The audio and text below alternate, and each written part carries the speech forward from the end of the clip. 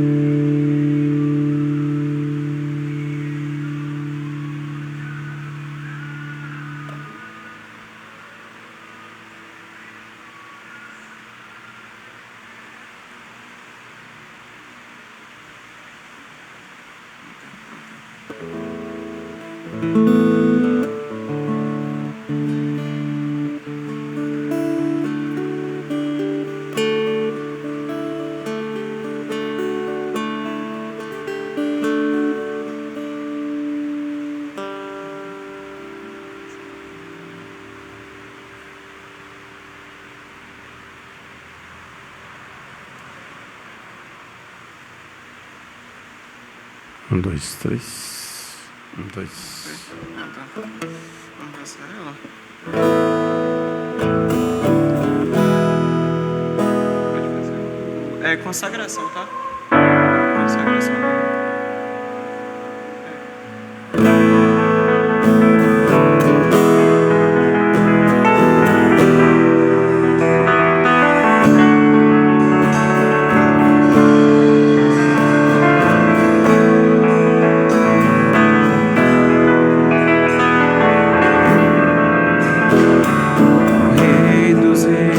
Consagro tudo que sou.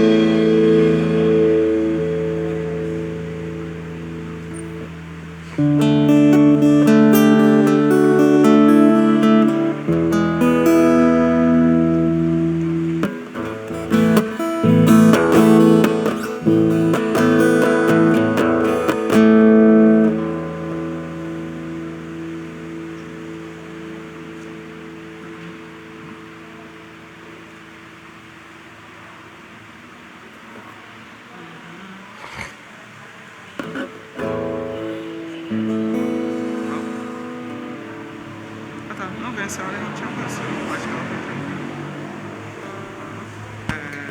Poder pra salvar. Introdução daquela lá, poder pra salvar. O poder pra salvar? Introdução do poder pra salvar? Ah, mas tem outra aí ainda? Oi? Não, vem essa hora da adoração. Vem essa hora da adoração até o último, mas essa é a continuação. Não entendi. Vem essa hora da adoração. Ah, sim. 3, 2, 1 e...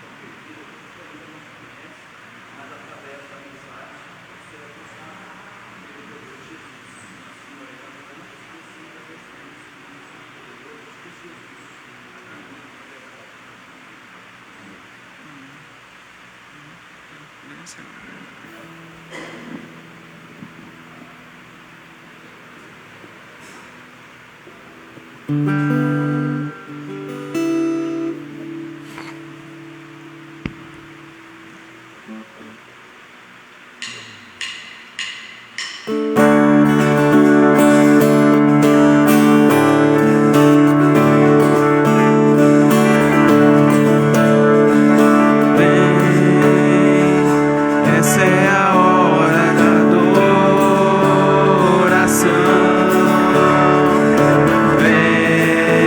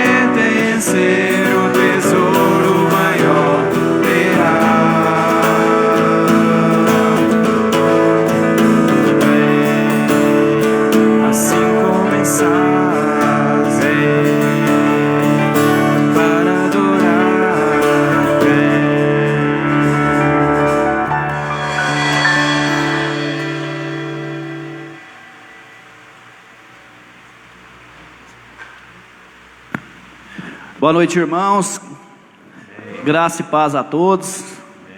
Mais uma vez nos reunimos aqui na casa do Senhor em adoração e fazemos isso com muita alegria.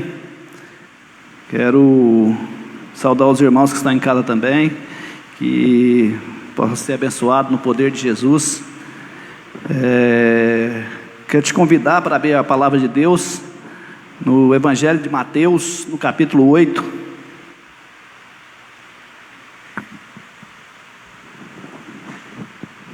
Mateus, capítulo 8.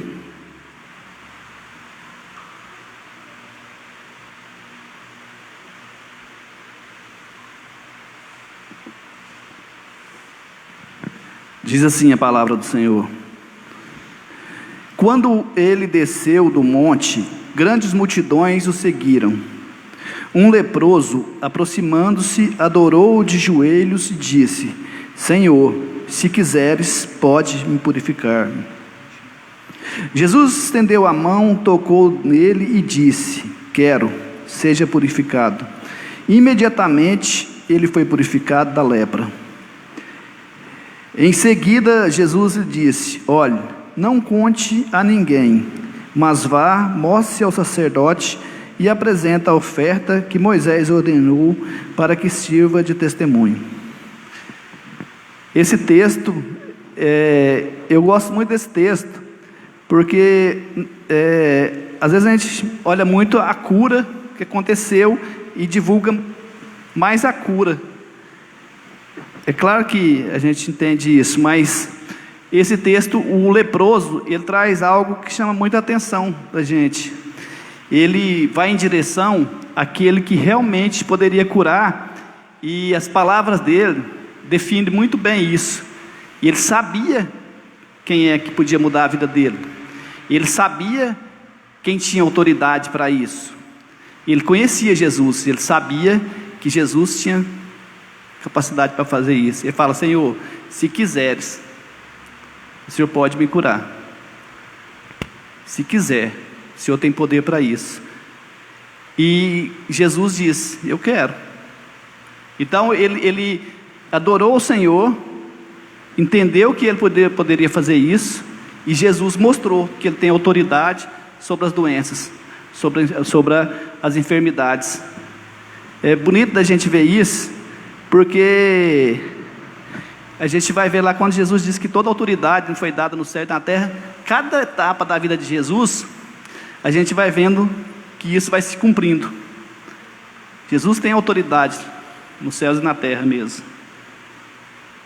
E até hoje, né, a gente vive por isso, crendo nessa mensagem, entendendo isso, e a gente tem a alegria de falar isso para as pessoas, que realmente Jesus pode curar, Jesus pode mudar a vida das pessoas.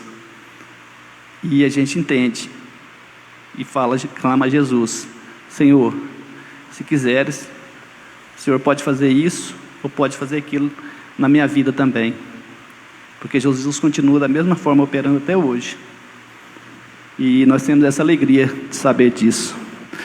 Quero te convidar mais uma vez a colocar a sua vida na presença do Senhor, e vamos orar a Deus, agradecendo Ele por tudo que Ele é, e também pedindo perdão pelas nossas falhas.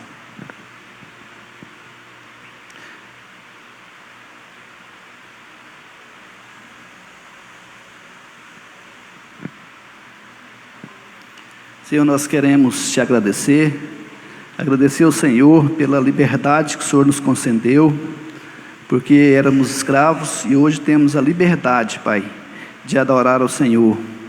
Obrigado, Pai, pela mudança que aconteceu nas nossas vidas, e nós cremos, ó Deus, que o Senhor tem o controle de todas as coisas, e nossa vida está nas Tuas mãos, Senhor.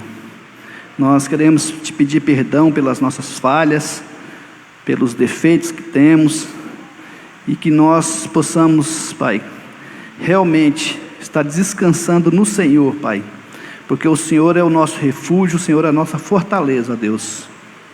E nas nossas fraquezas, nas nossas dificuldades, na nossa falta de compreensão, nós precisamos, ó Deus, recorrer àquele que pode nos curar de toda angústia e de todo mal, que é Cristo Jesus, nosso Senhor, nosso Salvador. Obrigado, Pai, porque nós sabemos que Ele morreu por nós, Ele deu a vida por nós e nos salvou e nos reconciliou com o Senhor. Agradecidos estamos, Pai, nessa noite, porque sabemos disso, e alegra o nosso coração, Pai, por saber que a salvação, Pai, ela foi dada uma vez por todas. Então nós estamos seguros nisso, e nós queremos aqui, Pai, te agradecer e te pedir que o Senhor continue, Pai, conduzindo o teu rebanho nesta igreja, Deus, conduzindo o teu povo a andar sempre nos teus caminhos, ó Deus. Nós sabemos que o Espírito milita a favor da carne, mas a carne, ela é difícil às vezes, porque ela é muito forte, e ela tenta nos tirar da Tua presença, Senhor. Mas nós queremos viver, Senhor, no Teu Espírito, porque é Ele que nos alimenta, é Ele que nos dá vida.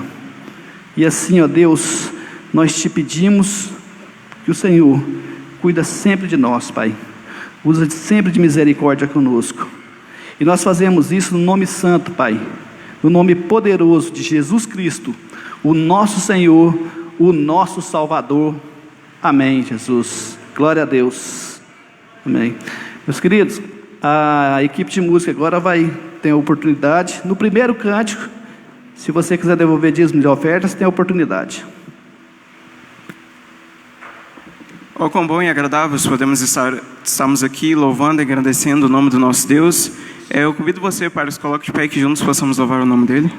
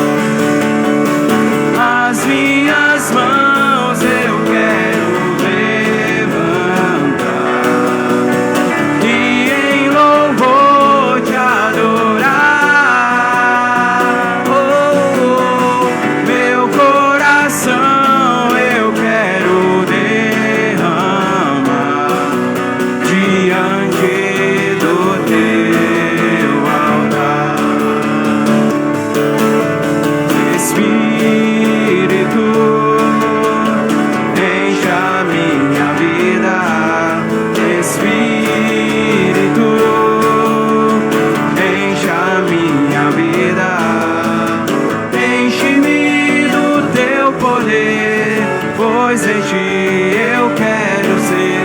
Espírito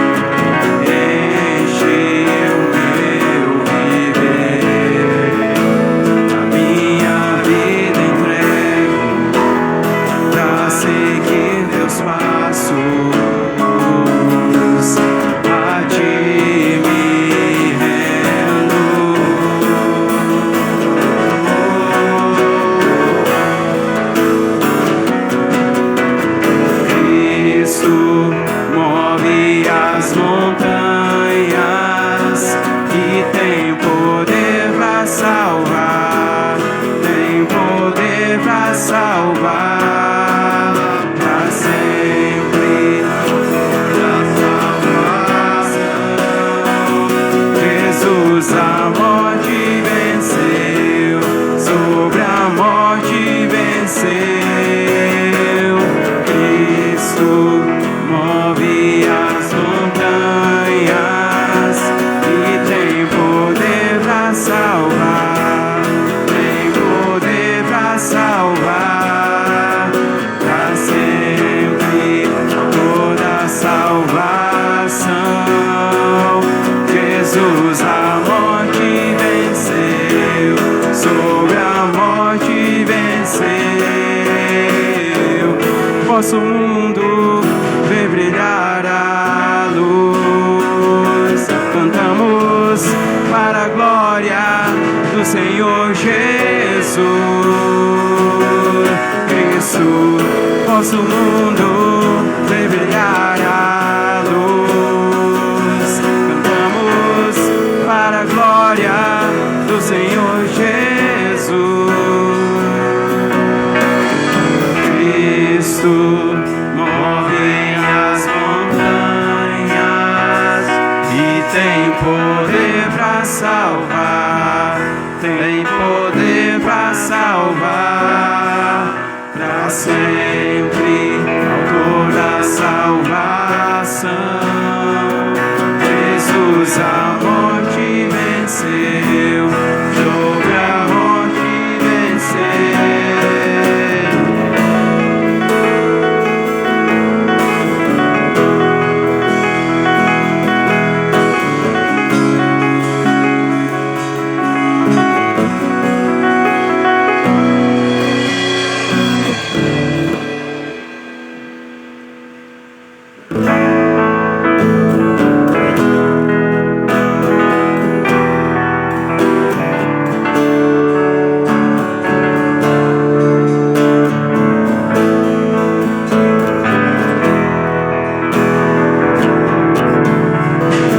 Ao Rei dos Reis consagro tudo o que sou.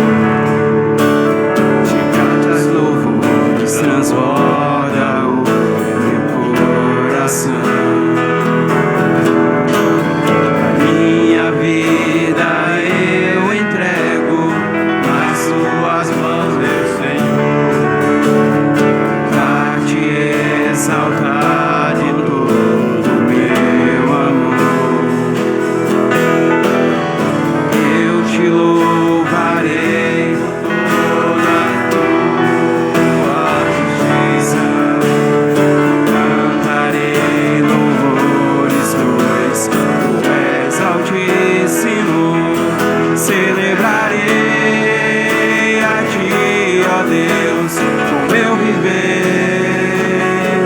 Cantarei, contarei as suas obras, pois por tuas mãos foram criados terra, céu e mar e todo ser que neles há.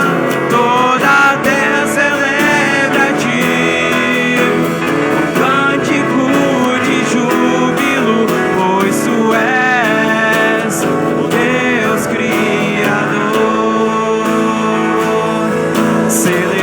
Celebrarei a ti, ó Deus, o meu viver. Cantarei, contarei as suas obras, pois por tuas mãos foram criados terra, céu e mar e todo ser que neles há.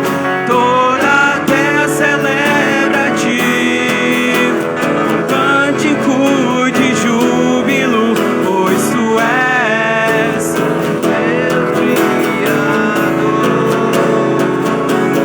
pois tu és o Deus Criador.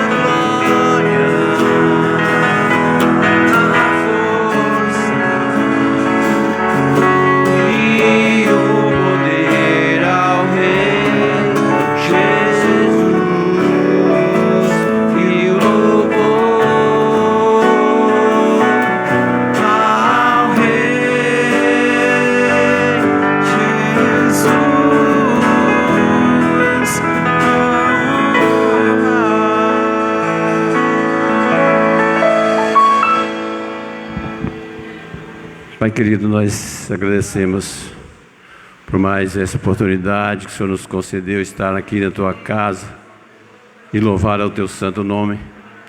Nós viemos aqui com esse único propósito. Muito obrigado, porque o Senhor tem aquecido os nossos corações, o Senhor tem aumentado a nossa esperança, a nossa fé.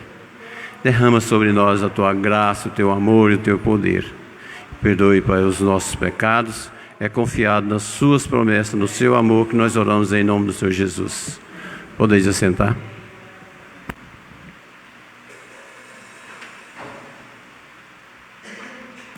Amém, glória a Deus. Nosso Jesus é lindo, é maravilhoso. Estamos aqui para servir Ele com alegria. Jesus é o nosso Rei. Jesus é maravilhoso.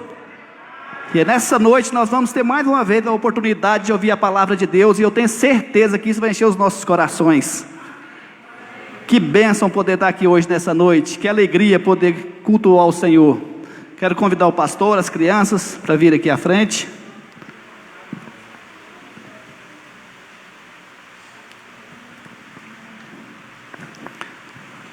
Professora, né?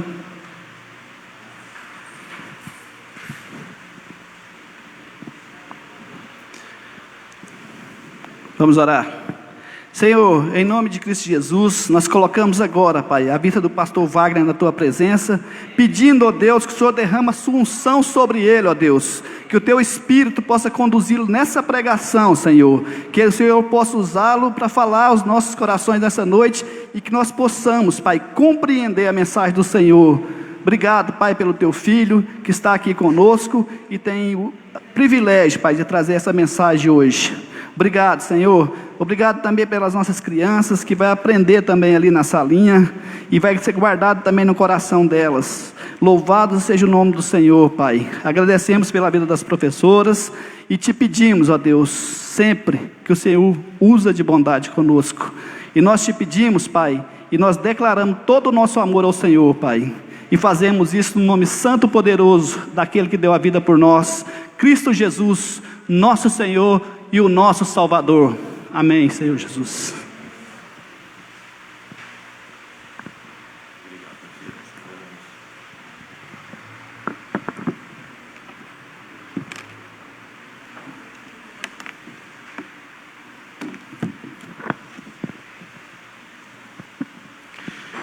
Irmãos, graça e paz para todos.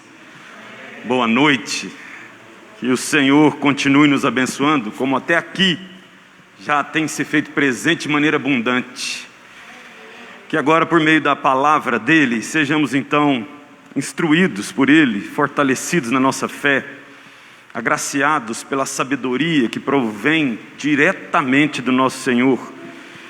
Quando o Senhor fala conosco por meio da Tua palavra, eu queria te convidar, você abrir a sua Bíblia, Romanos, carta de Paulo aos Romanos, capítulo 13. Carta do apóstolo Paulo aos Romanos, capítulo 13. Nós vamos ler do verso 8 até o verso 14, meus irmãos.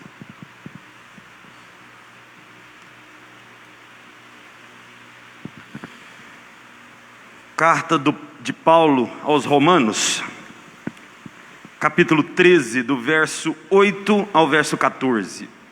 Queria te convidar para a gente fazer essa leitura de maneira alternada. Vou ler os versículos pares, os irmãos leiam os ímpares.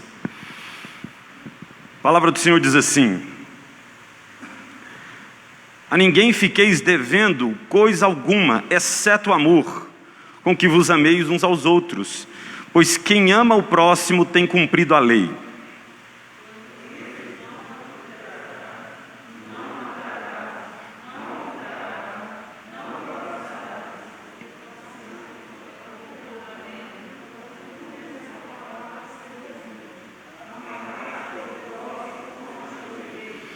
O amor não pratica o mal contra o próximo, de sorte que o cumprimento da lei é o amor.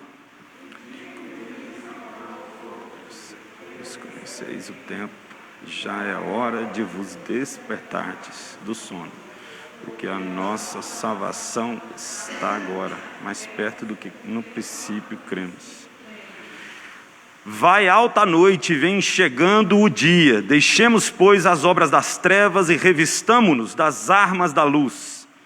Andemos dignamente, como em pleno dia, não em orgias e bebedices, não em impudícias e dissoluções, não em contendas e ciúmes, mas revesti-vos do Senhor Jesus Cristo, e nada disponhais para a carne no tocante às suas concupiscências. Palavra do Senhor para nós. Vamos orar mais uma vez. Senhor, estamos diante de Ti em louvor, em adoração, e nesse momento, ó Senhor Deus, nos calamos para ouvir a Tua palavra. E pedimos ao Senhor Deus que a dura cerviz e a mente fechada ou nula, que tenta, ó Senhor Deus, se desviar do Senhor, se quebre diante da Tua grandeza nessa noite. Todos nós sejamos, ó Senhor Deus, tocados pelo Santo Espírito do Senhor, para que a palavra fale conosco, para que essa palavra não sirva para o irmão que está do nosso lado, mas antes de tudo, para cada um de nós. Que o Senhor nos fale com a Tua grandeza, que o Senhor nos fale com a Tua graça, que o Senhor nos fale com o grande amor que o Senhor tem por nós. Que o Senhor nos fale, ó Senhor Deus, como igreja santa do Senhor, a qual o Senhor comprou por grandioso preço. Que o Senhor nos fale, ó Pai, como Pai que fala com Filho amados. Que o Senhor toque no nosso coração. E que os irmãos, ó Senhor Deus, aqui presentes, e também aqueles outros que nos assistem, que sejam, Senhor Deus, tocados, edificados e fortalecidos pela Tua santa palavra. Que apesar de mim, ó Senhor Deus, minhas limitações, minha fraqueza, minha debilidade, ó Senhor Deus, que o Senhor me use para a edificação do Teu povo. E que então, ó Senhor Deus, eu diminuo para que o Senhor cresça. Que a grandeza do Senhor inunde este lugar, no nome de Jesus. Amém. Irmãos, capítulo 13 de Romanos, capítulo muito importante, que o apóstolo Paulo começa, ou melhor, ele dá continuidade naquilo que ele iniciou no capítulo 12, que é falar sobre a vida cristã. Como cristão, tendo Cristo no seu coração e tendo então a consciência de que ele precisa honrar a Cristo em todo o tempo, como que ele se comporta nesse mundo? O apóstolo Paulo começa falando no capítulo 12, que a primeira coisa que os homens precisam fazer é oferecer sua própria vida como sacrifício vivo a Deus e transformar sua mente, não permitindo que sua mente seja conduzida pelo mundo. E quando a gente olha para o que o cristianismo anuncia, ou qual é a proposta do cristianismo, a gente vai perceber que tem coisas que são definitivamente inegociáveis. Como, por exemplo, as palavras de Cristo que diz que eu sou o caminho, a verdade e a vida e ninguém vem ao Pai a não ser por mim. Cristo, quando recebemos Cristo como nosso Salvador, quando Ele nos encontra, quando Ele atravessa o nosso caminho, quando Ele nos toca e nos cura, não só de doenças físicas, como lepra, mas também cura o nosso coração, para que a gente não busque mais satisfação em coisas equivocadas, ou então que a gente não viva ansiando coisas do tempo presente, mas ansiando coisas que vêm diretamente do trono de graça de Deus. Deus coloca sobre nós a Tua graça, mas também coloca sobre nós coisas que são fundamentais e que não tem como negociar e abrir mão. Uma delas é a compreensão de que ninguém chega a Deus a não ser por meio de Cristo Jesus. Ninguém pode ser perdoado dos seus pecados a não ser por meio daquele que perdoa pecados, Cristo Jesus. Isso é inegociável no cristianismo. Mas também tem outras coisas que são inegociáveis no cristianismo. Por exemplo, o próprio Cristo vai dizer que nós seríamos reconhecidos como cristãos quando amarmos uns aos outros. Marca do cristianismo: amor. Amor um pelos outros. Cristo também diz: eu sou o caminho e a verdade. Que verdade é essa? A verdade de que Ele é o Salvador dos pecadores.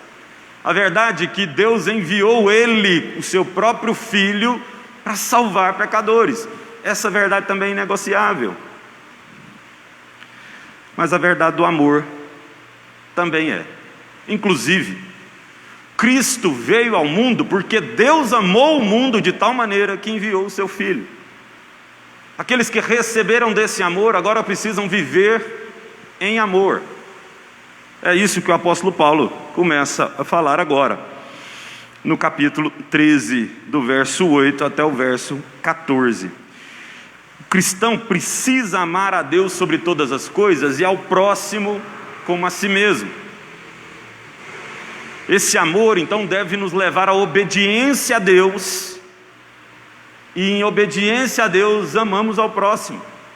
Isso é marca e é inegociável. A falta de amor, inclusive, é o sinal de que os fins dos tempos estão chegando, e que Deus nos colocou como igreja nesse mundo exatamente para fazer oposição a essa falta de amor.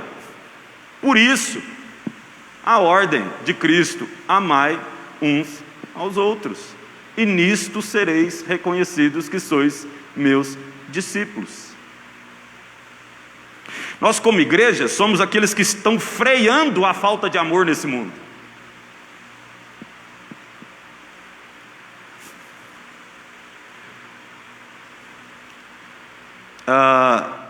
Paulo já explicou no capítulo 13 de Romanos como que o cristão se relaciona com o Estado e com as autoridades instituídas. Nós já meditamos nesse texto. Paulo fala que a gente precisa honrar, porque toda autoridade foi estabelecida pelo próprio Deus. Mas agora Paulo, ainda falando sobre a vida cristã, começa a falar sobre o amor. Ele não fala somente da sua relação com o Estado, no capítulo 13, com as autoridades, mas ele também fala da relação do cristão com a lei de Deus, e com o próximo e com o tempo.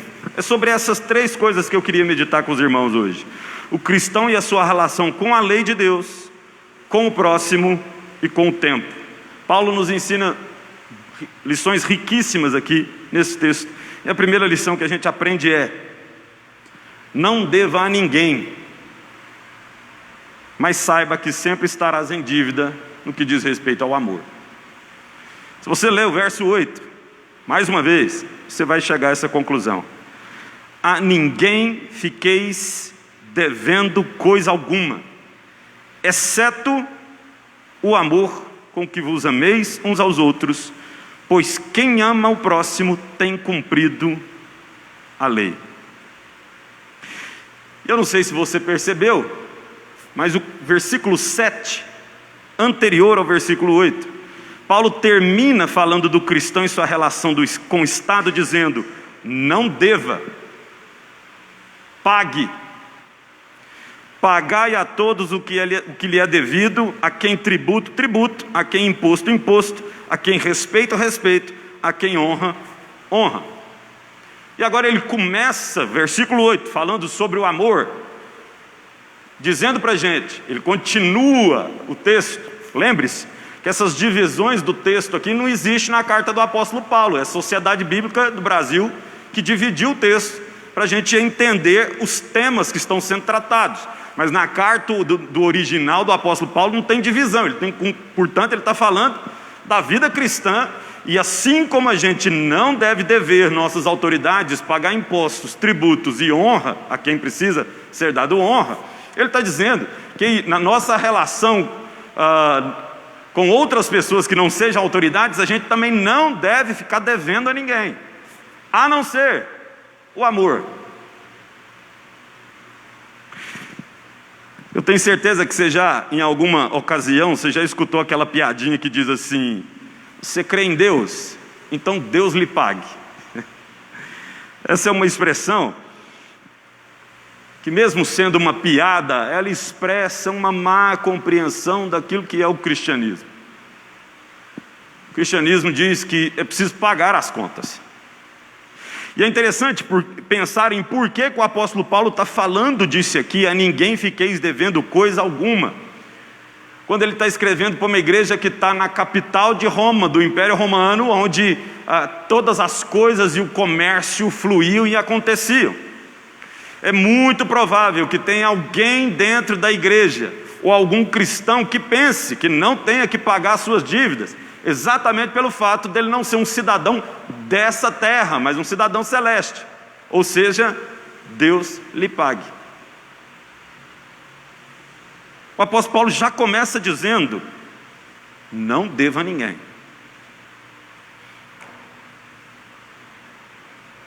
O cristão precisa ter essa responsabilidade de ser um bom pagador de dívidas. Bom pagador de dívidas. Com isso eu não estou dizendo que você não possa passar por algumas crises financeiras e passar apertado em algum sentido, em algum tempo. Mas Paulo deixa claro que faz parte da vida em Cristo ser um bom pagador.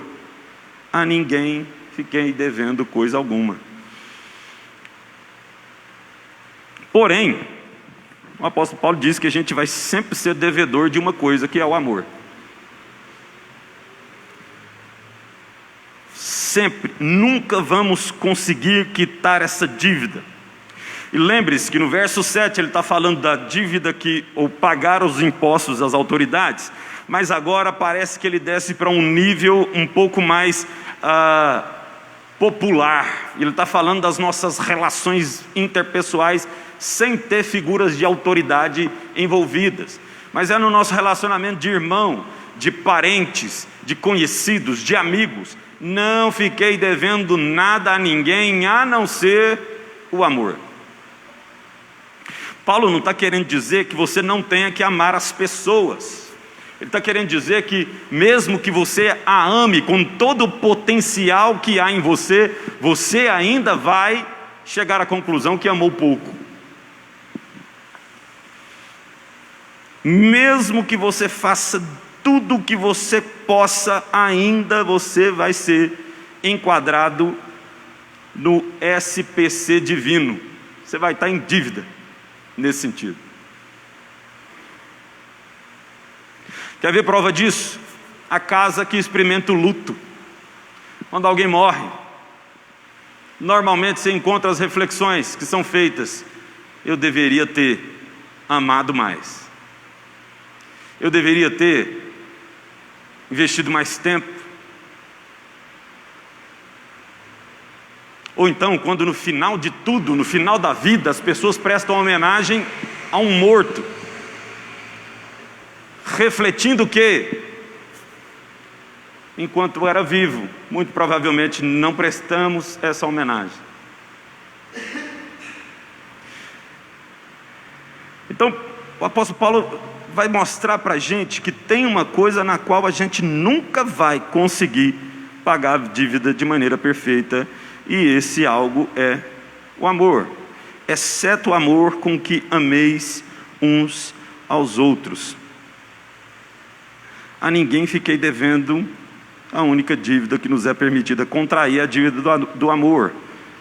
E como que a gente aplica isso na vida da gente? Primeiro, de não ficar devendo a ninguém num país que enfrenta uma crise como nós estamos enfrentando. Eu confesso para os irmãos que no domingo, o qual preguei Romanos 13, que falava de obedecer às autoridades instituídas, e quando na quarta-feira eu fui abastecer o carro, eu fiquei lembrando e pensando do quanto estamos vivendo tempos difíceis, e o quanto isso nos leva a querer, de alguma forma, desonrar as autoridades instituídas. Não estou querendo dizer que você não tenha que reivindicar que de fato as coisas estão caras. De fato, o que experimentamos hoje é uma desigualdade, uma injustiça.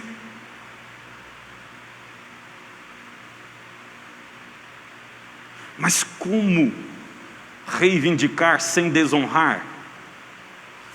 Como questionar? Como pressionar? Sem ser aqueles que estão contrários ao próprio Deus e à sua soberania. Essa é uma questão que precisamos aprender a fazer.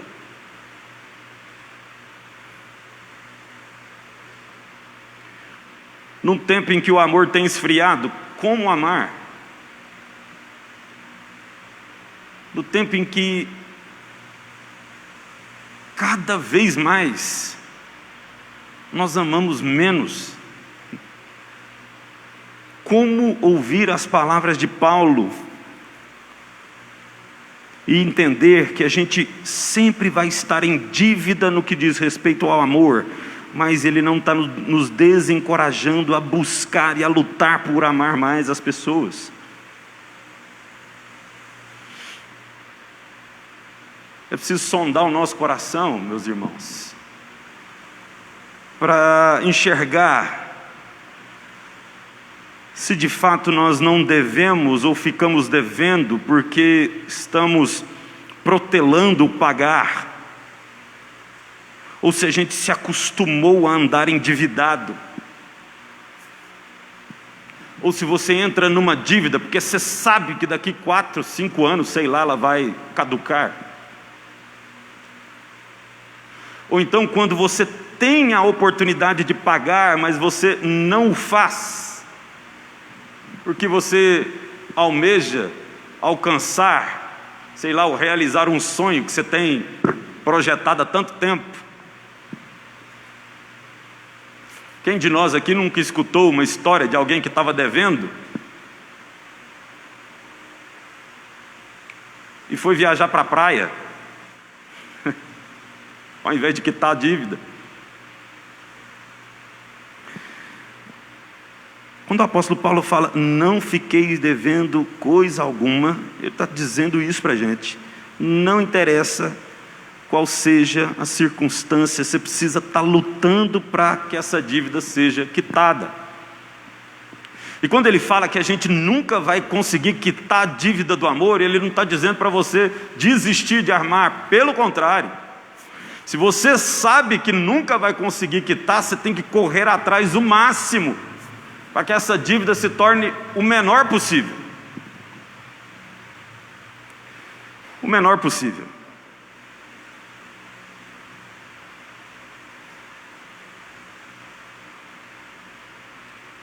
Uma segunda lição que Paulo nos dá aqui: o amor e a lei caminham juntos na fé cristã. Verso 8, parte B até o verso 10, que diz o texto, verso 8: exceto o amor com que vos ameis uns aos outros, pois quem ama o próximo tem cumprido a lei. Pois isto, não adulterarás, não matarás, não furtarás, não cobiçarás, e se alguém, ou melhor, e se há qualquer outro mandamento, tudo nesta palavra se resume: amarás o teu próximo como a ti mesmo. O amor não pratica o mal contra o próximo, de sorte que o cumprimento da lei é o amor. Esses versos são muito importantes, meus irmãos, para todo o enredo da carta de Paulo aos Romanos. Porque aqui Paulo começa a apresentar de uma maneira muito gloriosa um aspecto positivo da lei. Haja visto que em vários outros textos anteriores a esse, o apóstolo Paulo fala de uma postura ou de uma perspectiva negativa da lei, no sentido que por meio da obediência da lei ninguém pode obter salvação. E lembre-se que inclusive o apóstolo Paulo é julgado por vários dos judeus, perseguidos por eles, porque eles entendiam que o apóstolo Paulo desprezava a lei de Deus, os mandamentos eternos de Deus, exatamente porque eles não conseguiam enxergar o que o apóstolo Paulo estava ensinando, de que por meio da obediência a esses mandamentos ninguém pode ser salvo. Mas eles então diziam que Paulo estava desprezando a lei de Deus, portanto Paulo era alguém, um blasfemo. porque ele desprezava a lei e a obediência à lei. Se você voltar um pouquinho a sua Bíblia, Romanos capítulo 3, verso 19 e verso 20, olha o que diz o texto. Ora, sabemos que tudo o que a lei diz aos que vivem na lei, diz para que se cale toda a boca e todo mundo seja culpável perante Deus, visto que ninguém será justificado dele por obras da lei, em razão de que pela lei vem o pleno conhecimento do pecado. Paulo está dizendo, não tem como ser justificado pela obediência da lei. Alguns judeus olhavam para isso que Paulo dizia e falavam, esse homem não pode proceder de Deus. Romanos 4, verso 13 até o 16. Veja o que o apóstolo Paulo diz sobre a lei. Não foi por intermédio da lei que Abraão ou sua descendência coube a promessa de ser herdeiro do mundo, e sim mediante a justiça da fé. Pois se os da lei que são os herdeiros, anula-se a fé e cancela-se a promessa, porque a lei suscita a ira, mas onde não há lei, também não há transgressão. Essa é a razão porque provém da fé, para que seja segundo a graça, a fim de que seja firme a promessa de toda a descendência, não somente ao que está no regime da lei, mas também ao que da fé teve em Abraão, porque Abraão é pai de todos nós. Paulo está dizendo, não tem justificação por meio da lei. Romanos 7, passa uma página aí, 2 páginas adiante. Romanos capítulo 7, verso 4 até o 6. Assim, meus irmãos, também vós morrestes relativamente à lei, por meio do corpo de Cristo, para pertenceres a outro, a saber, aquele que ressuscitou dentre os mortos, para que frutifiquemos para Deus, porque quando vivíamos segundo a carne, as paixões pecaminosas postas em realce pela lei, operavam em nossos membros a fim de frutificarem para a morte. Agora, porém, libertados da lei, estamos mortos para aquilo a que estávamos sujeitos, de modo que servimos em novidade de espírito e não na caducidade da letra ou lei. Em vários aspectos parece, para quem não entende muito bem a palavra do apóstolo Paulo, parece que Paulo está falando contra a lei, mas agora em Romanos capítulo 13, o apóstolo fala da beleza da lei, quando ela funciona mediante o amor. A gloriosa lei de Deus, que precisa ser alimentada pelo amor, caso contrário, vai ser somente busca por justificação pelos próprios méritos, e Paulo já disse que ninguém é justificado mediante a obediência da lei.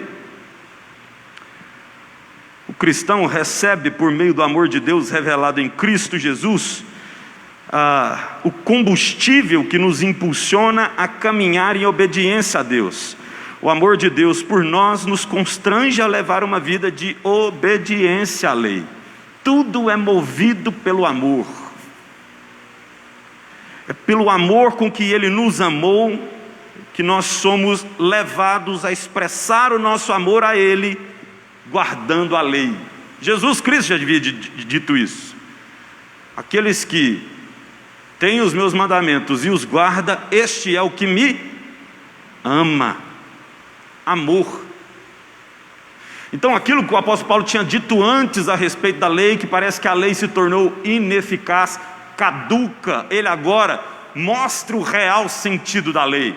A lei direciona o nosso amor, e pelo amor nós obedecemos à lei.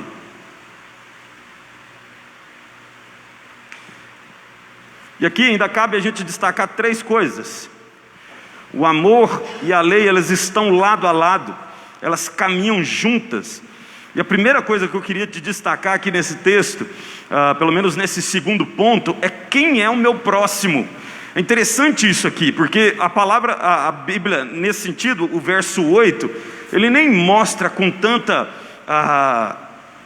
com tanta ênfase assim a questão do amor ao próximo, né? Ou nem responde quem é o nosso próximo. Mas é interessante um jogo de palavras que o apóstolo Paulo usa aqui, quando ele fala: ninguém fiqueis devendo coisa alguma, exceto o amor com que vos ameis uns aos outros, pois quem ama o próximo tem cumprido a lei. O apóstolo Paulo pega a união da igreja e o amor que um irmão tem pelo outro da igreja, e ele fala o seguinte: assim como vocês amam uns aos outros, amem ao próximo. Ele está falando de um amor que não está retido somente na comunidade, não está retido somente na igreja.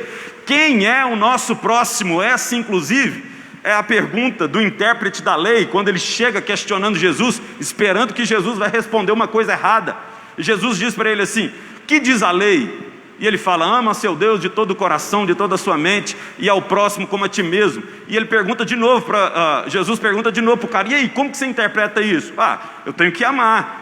E aí ele, querendo mais uma vez com perspicácia pegar Jesus em algum erro doutrinário, ele pergunta: Jesus, mas quem é meu próximo? Lucas capítulo 10, a partir do verso 25, Jesus conta a parábola do bom samaritano. E ele ensina: tinha um homem, caminho, foi assaltado, espancaram, largaram ele à beira do caminho, desce um levita, desce um sacerdote, todos religiosos, todos conheciam a lei de Deus, amar a Deus sobre todas as coisas, com todo o teu coração, de toda a sua mente, com toda a sua força, e amar o próximo com a si mesmo. Todos os dois sabiam disso e não amaram o seu próximo. Passaram de largo, abandonaram o cara lá. Desce pelo mesmo caminho o samaritano, olha o homem, se compadece, trata as suas feridas, cura as suas chagas, leva o homem para a hospedaria, paga a despesa, ainda diz: se ele gastar alguma coisa a mais, quando eu voltar paga o restante. E Jesus diz: qual desses amou o próximo? O intérprete da lei diz: o samaritano. Estava respondida a questão: quem é seu próximo? É todo aquele que necessita, que está ao teu alcance. Todo aquele que necessita, que está ao seu alcance. Esse é seu próximo. Ame-os, assim como você ama o seu irmão de igreja. Da mesma forma. Eu sei que a Bíblia diz, inclusive, que quando a gente tiver que assistir os necessitados, que a gente priorize quem é da família da fé. A Bíblia fala disso. Mas a Bíblia também fala: ame o seu próximo como vocês amam uns aos outros. E se no amor a gente vai estar sempre em dívida, é preciso estar em dívida com aquele que não faz parte da família de Deus também. Difícil. Como o apóstolo Paulo confronta a igreja nesse sentido, e como a palavra de Deus nos confronta também.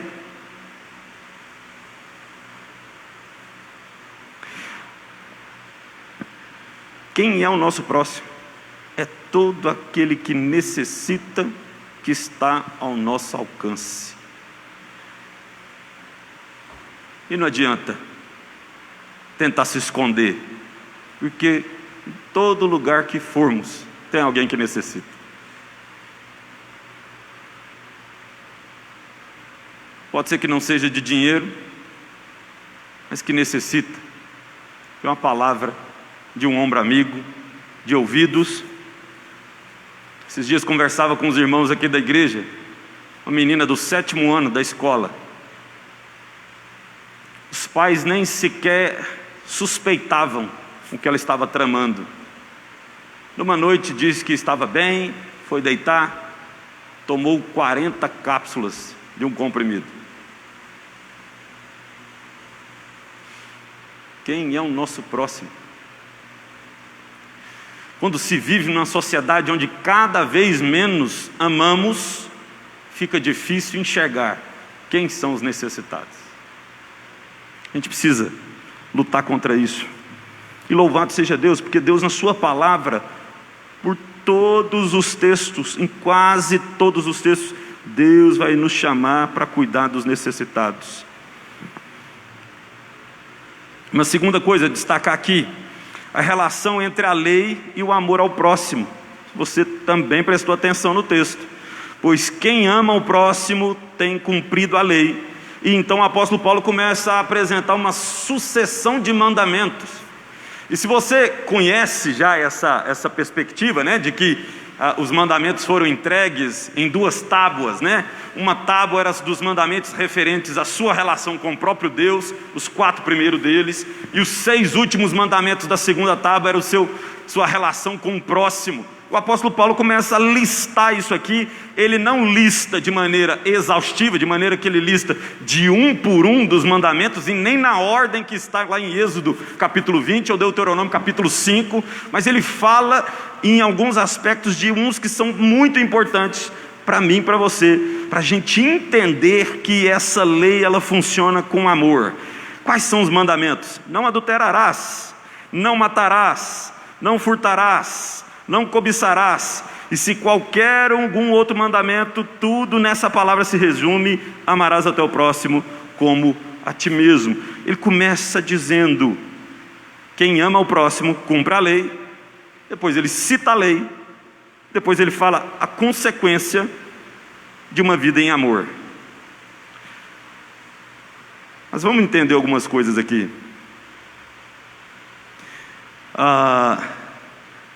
O apóstolo Paulo mostra para a gente uma coisa que pode estar bem escancarada, mas pode ser que a gente não entenda em alguns aspectos. Como os mandamentos normalmente aparecem antecedidos pela palavra não adulterarás, não matarás, não furtarás, e normalmente a gente liga sempre a palavra não à falta de amor.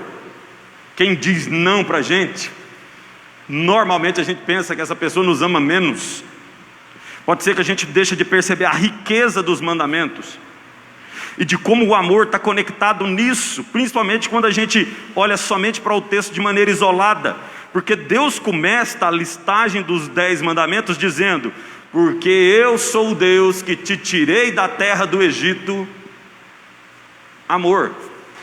Vocês estavam lá oprimidos, vocês me clamaram, por amor a vocês, eu fui lá, tirei vocês e trouxe libertação. Então os 10 mandamentos são oriundos do amor de Deus, e ele fala que esse amor de Deus precisa redundar em amor no próximo.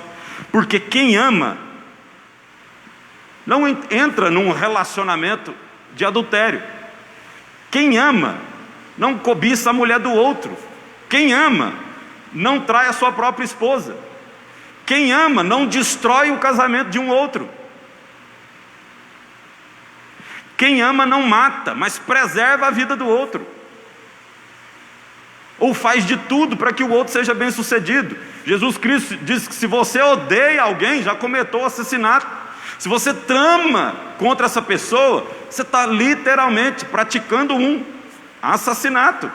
Quem ama não faz isso. Paulo continua: não cobiçarás. Quem ama não deseja o que o outro tem, mas se alegra porque o outro tem.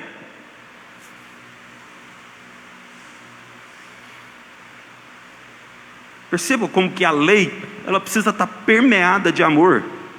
Caso contrário, não tem como nada acontecer. É como diz o apóstolo Paulo: eu posso ter os infinitos dons, sem amor, nada será. Serei como um símbolo que retine e que não emite nota nenhuma.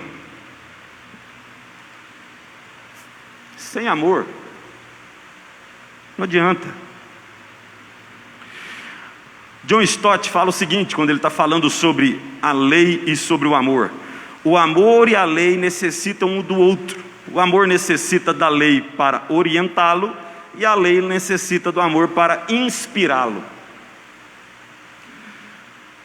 Geoffrey Wilson diz uma outra coisa a respeito disso: a lei dá conteúdo ao amor, o amor dá cumprimento à lei.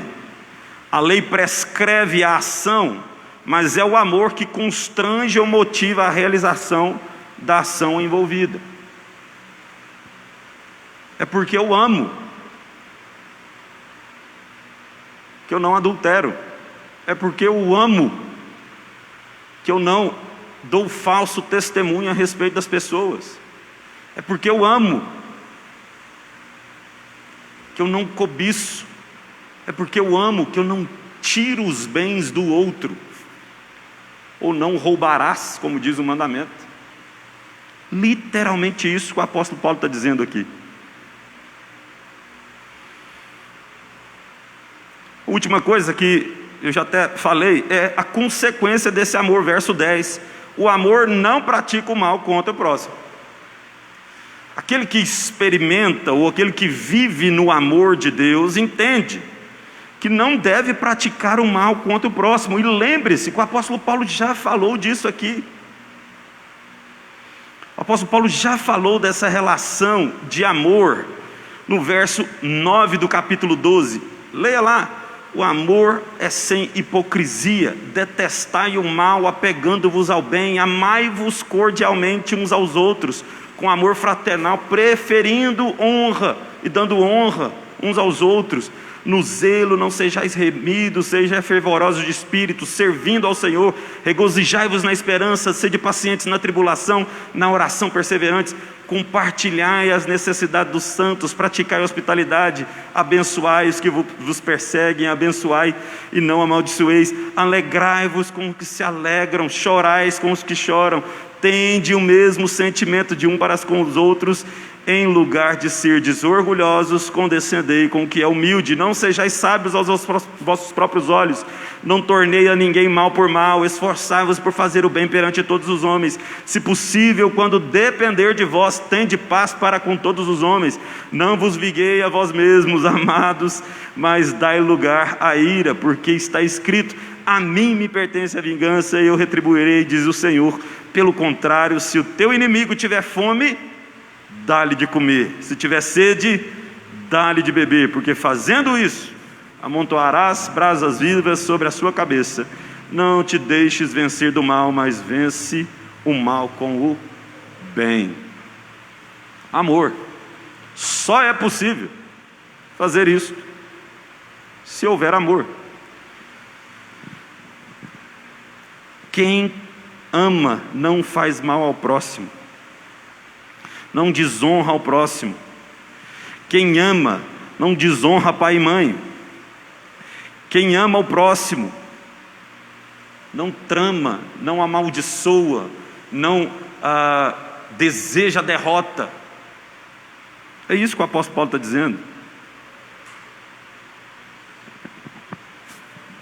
Eu lembro de um tempo atrás eu ter aconselhado 2 jovens namorados. E a história era mais ou menos o seguinte: a menina tinha uma estima muito baixa, se achava bastante inferior ao namorado. Ela se achava feia e achava que o namorado era o grande, sei lá, um homem bonito da atualidade aí, gente. Sebastião, presbítero Sebastião. Amém. Mas era assim o relacionamento dos dois. E o cara literalmente reforçava isso nela. Não valorizava, não passeava, não ia nas comemorações, não ia nas festas. Ela participava de grande parte das programações da igreja sozinha.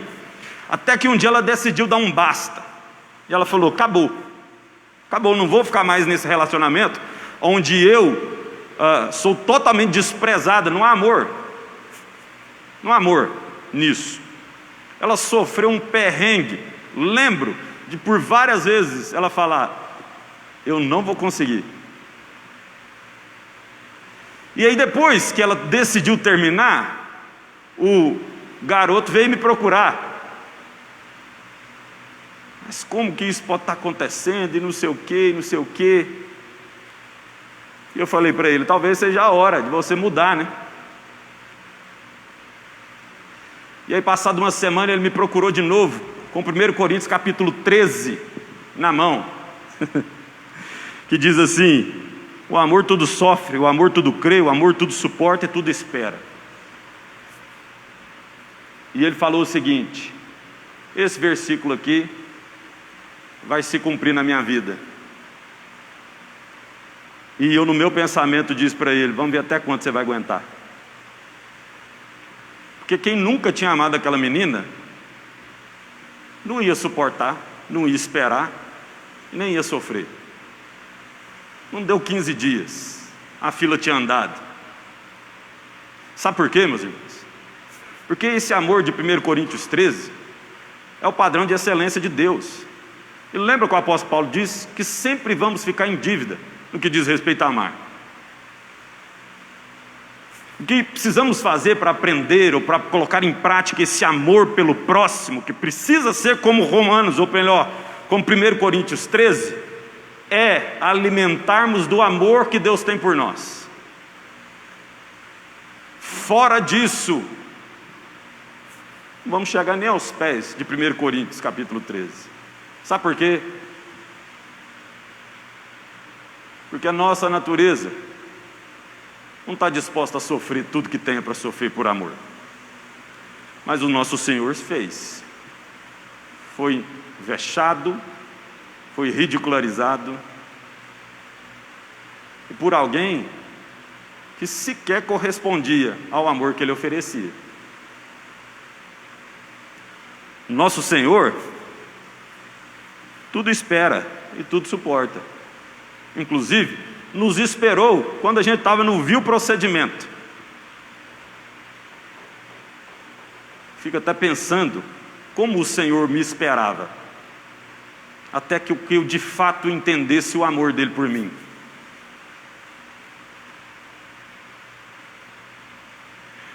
Porque a gente ama ainda de maneira ineficaz. Ou melhor, imperfeita. A gente ainda ama assim.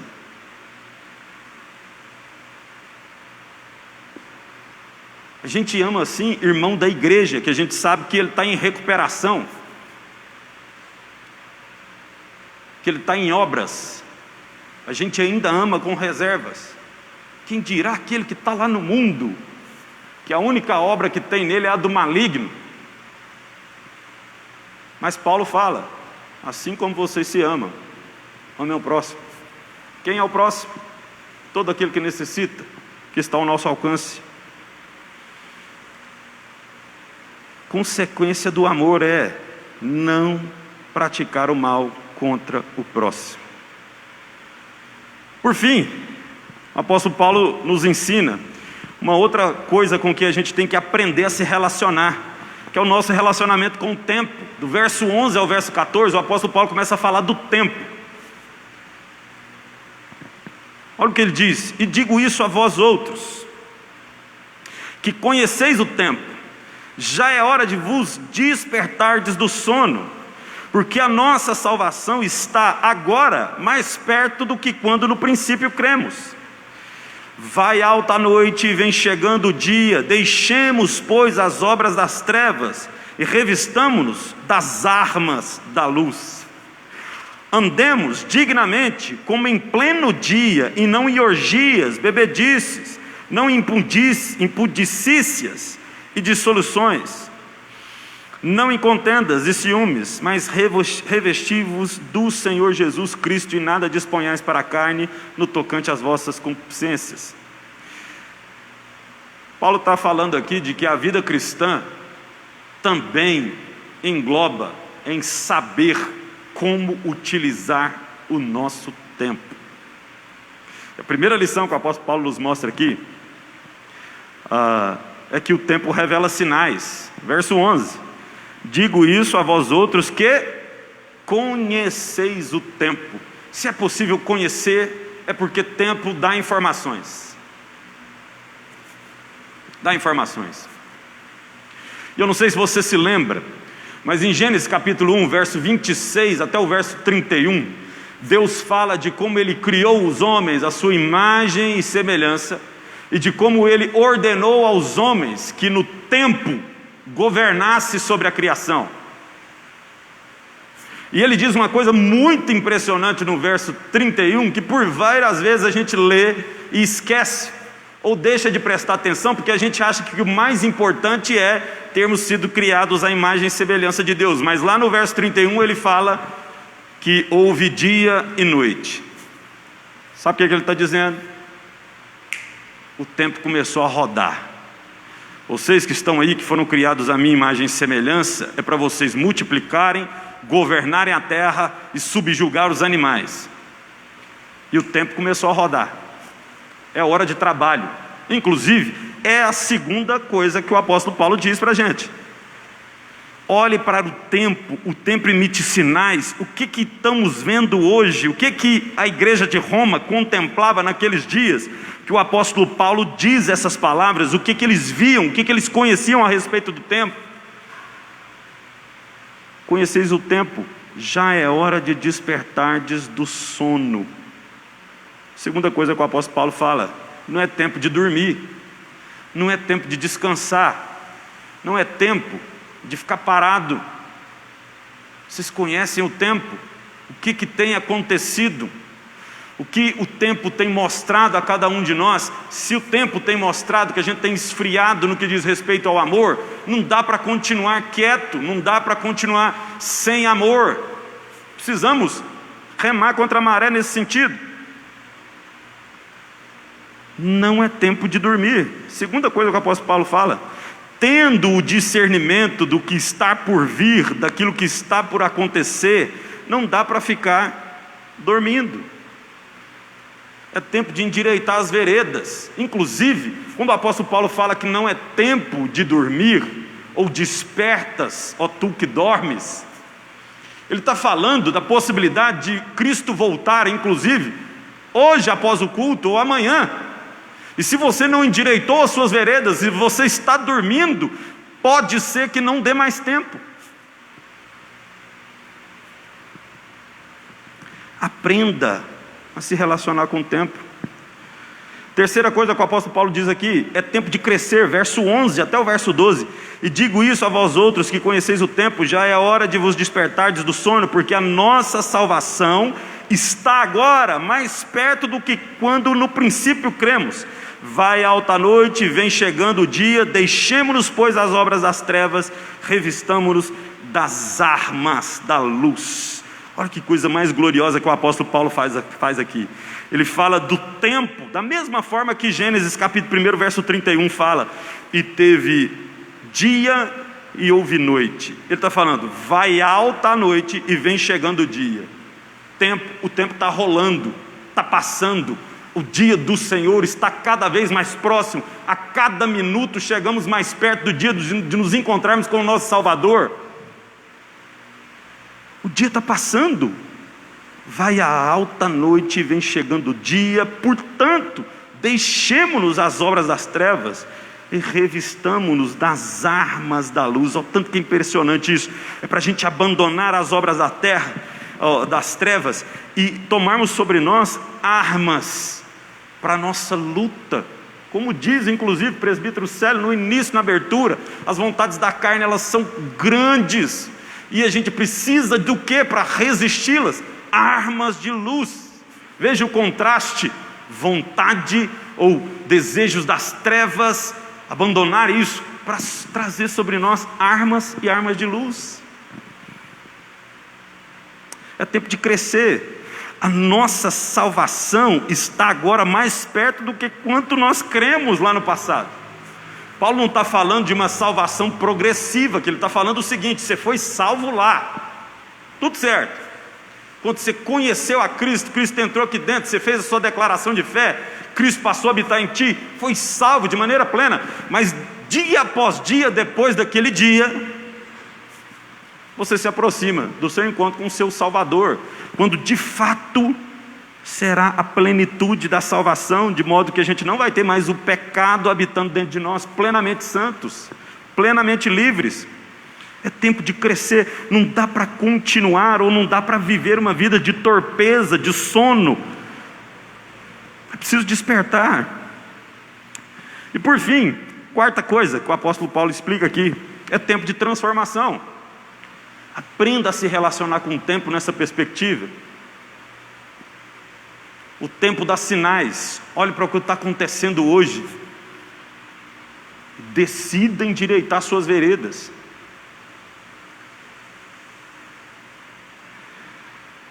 É tempo de crescer. Não é tempo de dormir. E agora o apóstolo Paulo começa a falar de tempo de transformação. Andemos dignamente como em pleno dia, não em orgias e bebedices. Não sei se você percebeu, obras das trevas. Andemos dignamente como pleno dia. Tem uma máxima que diz que tudo que é escondido é feito nas trevas, ou no escuro. Para quê? Para que ninguém veja. Para que não fique às claras, para que fique escondido. Tudo aquilo que é feito escondido é porque está tentando esconder algo que é condenável.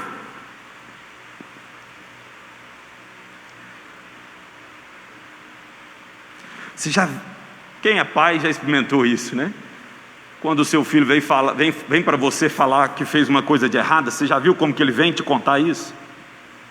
Pai, você sabe aquilo que você me disse aquele dia que não era para ser feito?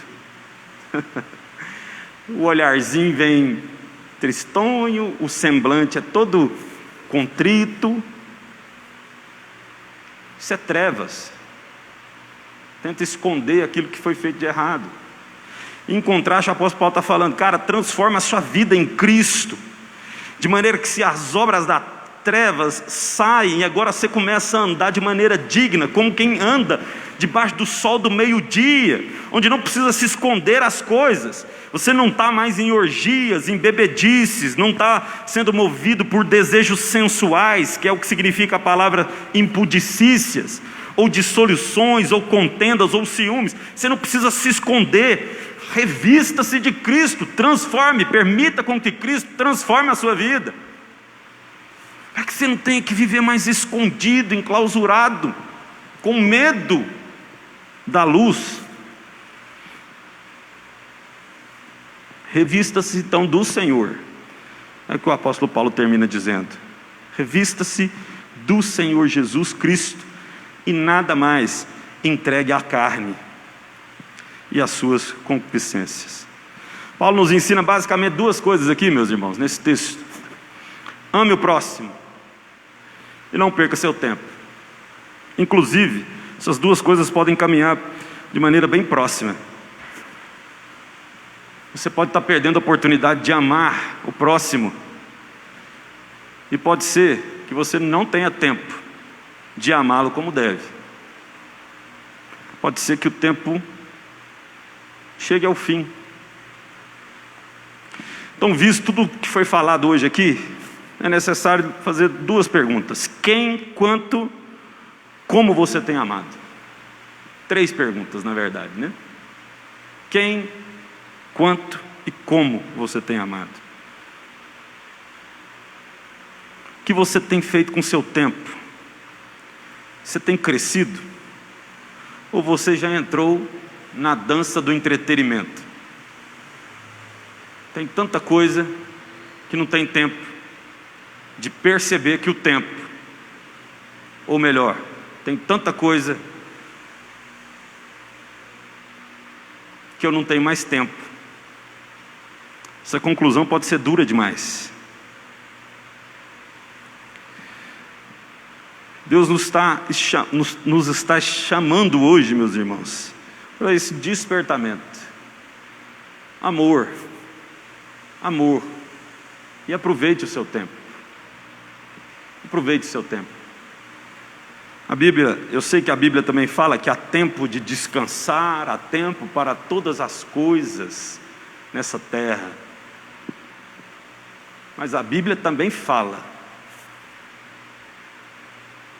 desperta. E acompanhado disso, vem as exortações para amar e administrar melhor o tempo. Espero que o Senhor Jesus, através da sua graça, Ele nos conduza hoje, nessa noite, para concertos.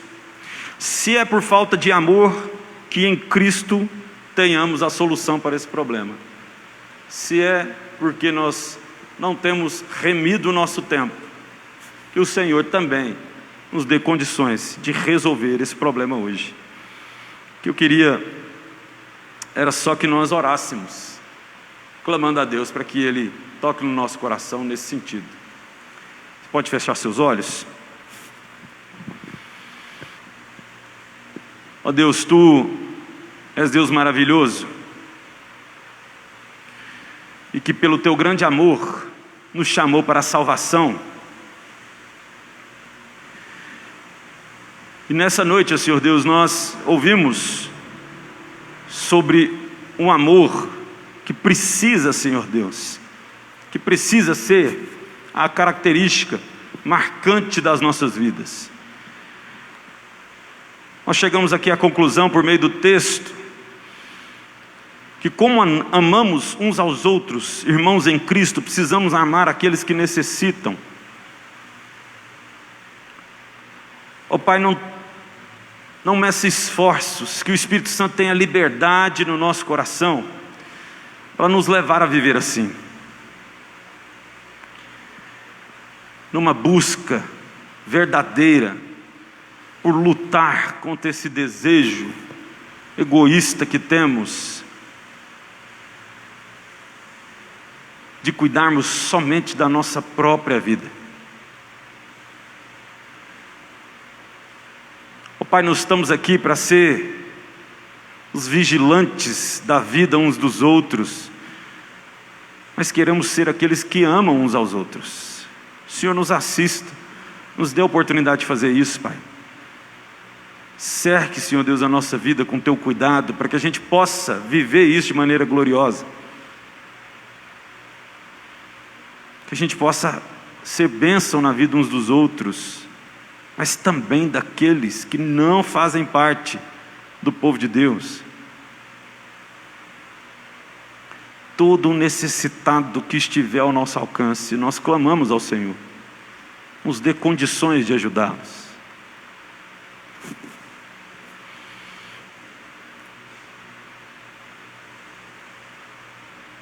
A Bíblia fala que não tem como dizer que amamos ao Senhor se odiamos ao nosso próximo, porque se não conseguimos amar a quem vemos, como amaremos aquele que nós não vemos?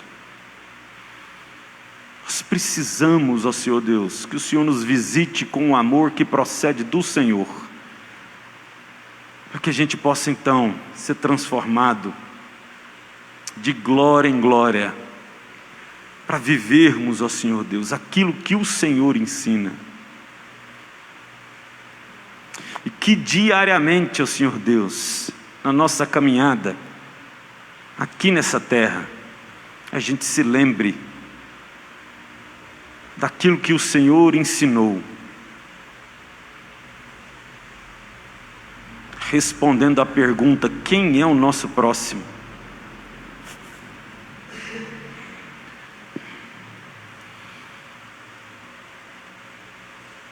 Quem é o nosso próximo que nós temos deixado de amar quando a gente desrespeita, que a gente tem deixado de amar quando a gente desonra, quando a gente tem deixado de amar ao Senhor Deus quando a gente cobiça, quando a gente não valoriza as conquistas dEle, que a gente tem deixado de amar ao Senhor Deus quando a gente tem ciúmes, quando a gente tem deixado de amar ao Senhor Deus quando a gente trai a confiança. Nos mostra, Senhor Deus. Isso também faz parte do amor cristão. Reconhecer quando nós erramos. Também, Senhor Deus, a respeito do tempo, que consigamos enxergar tanta mentira é vendida por aí como se fosse o Evangelho, e o amor de muitos tem se esfriado. Os sinais que os tempos nos têm dado é de que o fim está próximo. Isso precisa nos fazer despertar ao olhar para a nossa vida e perceber os nossos erros. Precisamos, ó Pai, nos curvar diante do Senhor, reconhecê-los, pedir o perdão e nos revestirmos de Cristo.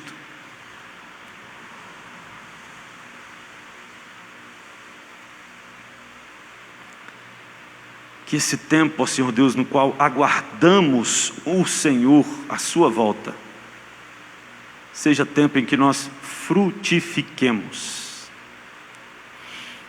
E nós precisamos da força do Senhor. Como o Senhor mesmo disse, Tu és a videira, nós somos somente os galhos. Mas que enxertados no Senhor, bebendo, ó Pai, do amor que procede do Senhor, a gente vai viver remindo o tempo. Nós clamamos ao Senhor, não deixe que o entretenimento tome conta da nossa vida. No nome de Jesus, Pai, nós clamamos com a igreja. Nos visita com a Tua graça, nos leva para casa, ó Senhor Deus, alimentados com essa palavra. Uma palavra que fala das nossas responsabilidades, mas que antes de tudo, deixa claro que o amor de Deus sobre nós é que é o combustível para a vida cristã. Caso contrário, será obedecer lei sem o amor. Nos abençoe e nos guarda, em nome de Jesus. Amém. Vou convidar os presbíteros a estender as suas mãos sobre a igreja. Convidar também o Ministério de Música, por favor, venham à frente, meus irmãos. Vamos nos despedir. Antes de tudo, impetrando a bênção. Logo depois temos alguns avisos. Todos os meninos vamos nos despedir com música. Estenda as suas mãos sobre a igreja, presbíteros, em nome de Jesus. Que a graça do nosso Senhor Jesus Cristo e o amor glorioso de Deus, o nosso Pai, e as consolações do Espírito Santo do Senhor estejam sobre toda a igreja, em nome de Jesus. Amém. Amém. Presbítero Hélio, se o senhor quer vir aqui, presbítero Célio, por favor.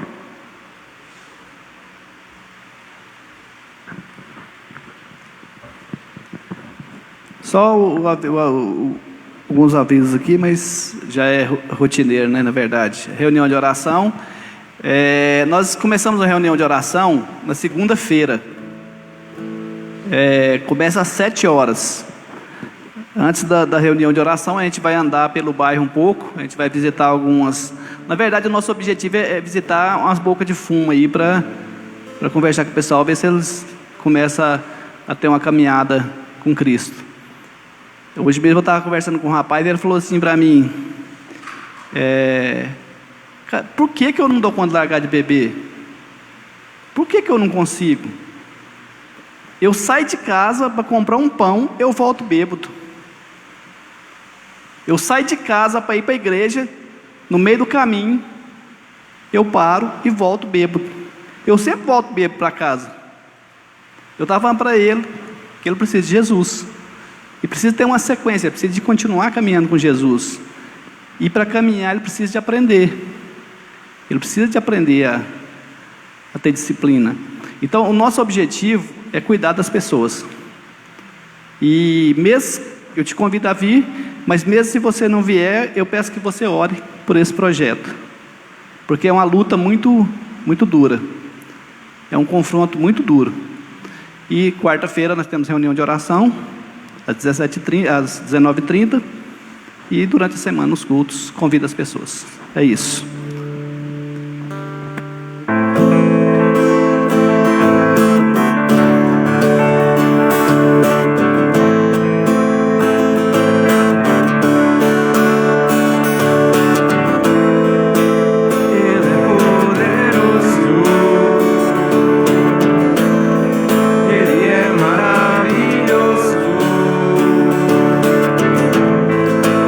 Príncipe da paz.